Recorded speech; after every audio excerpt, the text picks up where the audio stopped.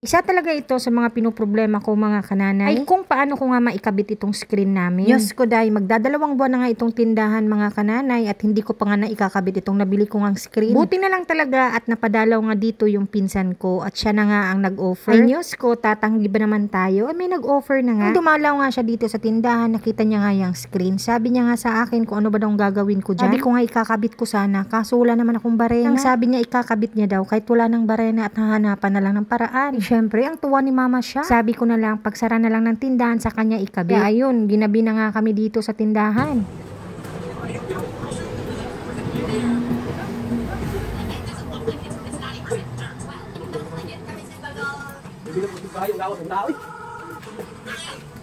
Abang bukas pa nga yung tindahan natin mga mare, kahit papano naman ay may bumibili pa din. Kung naman ay tutulong na rin sa pagpapakabit nito, thank you Lord ka na lang talaga mga kananay. Wakas ay hindi na rin ako mahihirapan pa sa pagkabit naman ng mga chichirya. Alas 8 na nga pala ng gabi nito mga kananay. Usually talaga nagsasara kami ng tindahan mga alas 7 ng gabi. Ngayon nga inabot nga kami ng alas 8 at mahigit. Bihira lang talaga akong bisitahin ng pinsan ko dito mga mare kung may kailangan lang siya dito sa city. Kaya nagpapasalamat talaga ako at tinulungan niya nga ako. Naman kasi sa lahat ng bagay ay kaya ko nga na solo lang akong gagawa nito. Minsan naman ay kailangan din natin ng karamay. Diyos ko day.